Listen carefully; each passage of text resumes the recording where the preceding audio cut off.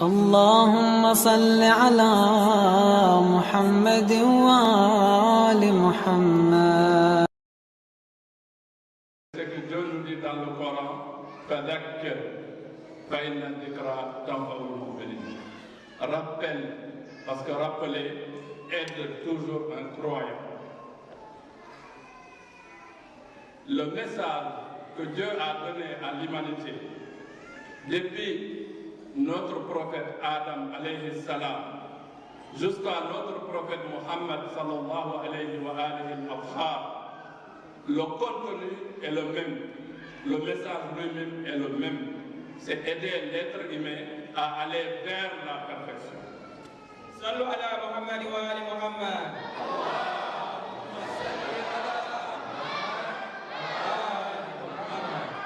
Mais il y a des remarques, des remarques importantes.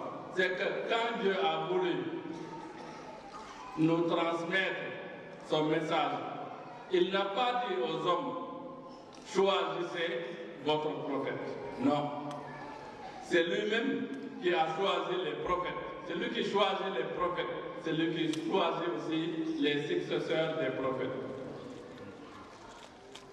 C'est lui aussi qui nous a dit que depuis Adam jusqu'à la fin des temps, la famille à qui il a donné la guidance, c'est toujours dhurriyatan ba'duha min ba'd. C'est dans la même descendance les uns des autres.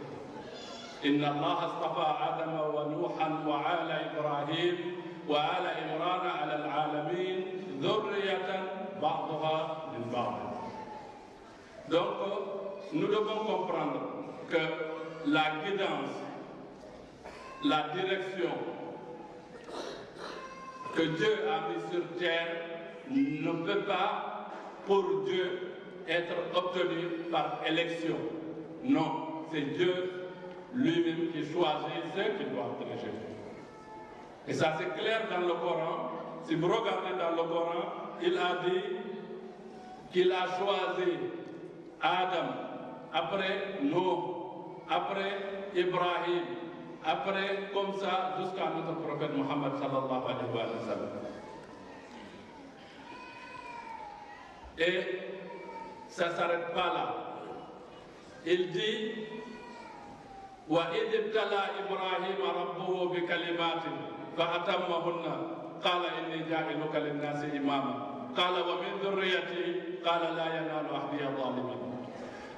Quand il a dessiné, quand il a tracé la ligne, quand il a donné le profil de ceux qui doivent guider, c'est-à-dire les prophètes, et les imams, c'est-à-dire successeurs des prophètes, il a dit que c'est ces êtres-là qui sont des êtres purifiés, qui sont des êtres parfaits, infaillibles, qui doivent guider l'humanité.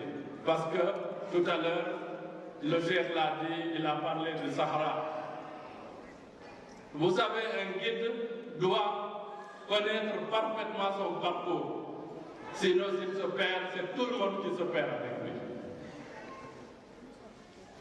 Donc, un prophète doit être parfait, infaillible et impeccable.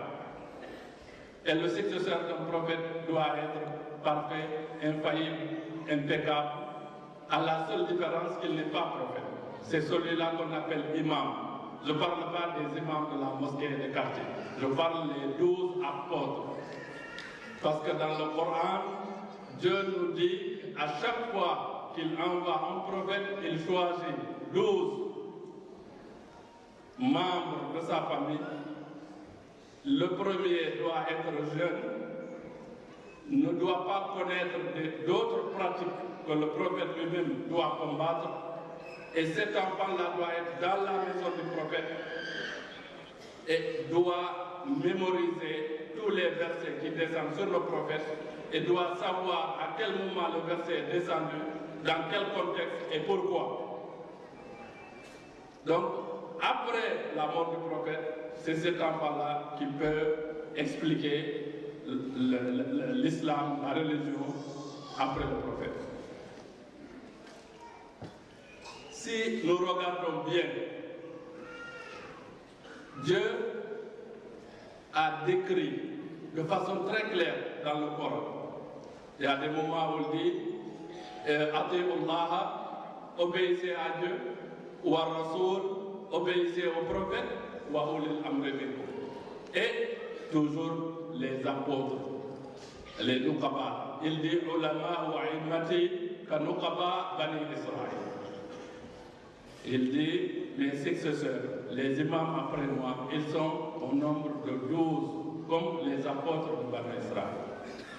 Donc ça doit être clair dans nos têtes. Maintenant, si nous regardons autour de notre prophète Muhammad, sallallahu alayhi wa alihi al-Adhar, qui était parmi les compagnons du prophète, qui n'a jamais été dans une autre pratique et dans une autre religion. Parce que je vous ai dit, il a dit, Ibrahim a dit, wa min dhurriyati. Dieu lui a dit, non, la yanalu ahdi al-zalimin. Ma guidance ne peut pas donner à quelqu'un qui est zalim. Cherchons la réponse du mot zalim, c'est quoi dans le Coran? Le Coran a dit, inna shirka la zulmun azim. Voilà la réponse.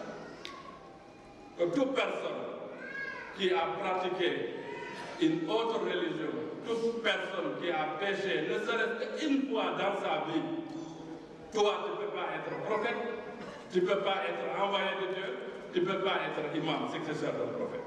Ça c'est Dieu qui le dit, c'est pas nous. C'est clair. Maintenant, regardons les compagnons du prophète avec tout le respect que nous avons pour eux. Parmi les compagnons, qui ne s'est pas converti à l'islam. Ils sont tous, on dit, celui-là est le premier à se convertir. Ça veut dire qu'il était dans autre chose. Le seul qui ne s'est pas converti, c'est l'imam Ali, alayhi salam. L'imam Ali, c'est le fils d'Abu Talib, qui est l'oncle du prophète, donc c'est le cousin du prophète et c'est le gendre du prophète.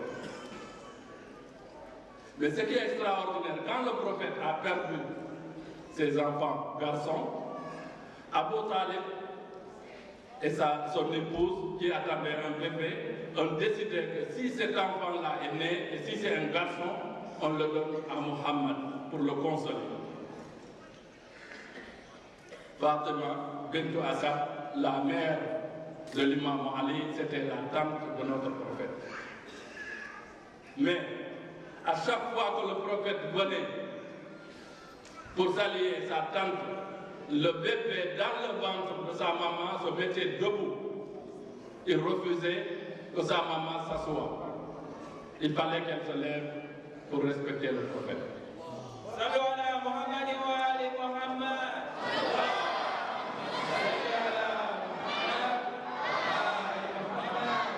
Cet imam Ali, il est né dans la cave. Et quand il est né, la première personne qui l'a pris, qui l'a lavé, c'est notre prophète. Et qui a prédit que quand il va mourir, c'est le prophète aussi qui va le, et c'est l'imam Ali qui va le laver. Et c'est exactement ce qui s'est passé. Ça, tout le monde doit le savoir. Quand l'imam Ali il est né dans la cave. Et c'est le prophète qui l'a lavé. Et c'est le prophète qui a prédit que cet enfant-là, quand il va mourir, c'est cet enfant-là qui va le laver. C'est exactement ce qui s'est passé. Cet imam, il est né dans la maison de Dieu. Il est élevé, grandi dans la maison du prophète. Il est mort dans le mihrab, dans la mosquée, shahidan mazloum. C'est ça l'imam Ali. Né dans la maison de Dieu, grandi dans la maison du prophète et martyrisé dans la mosquée, dans le mihrab. L'imam Ali, c'est lui qui était l'homme, tous ceux qui l'aimaient cachaient leur amour pour lui par peur d'être persécutés.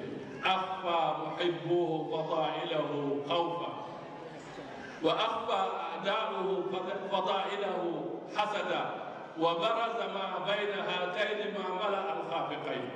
هذا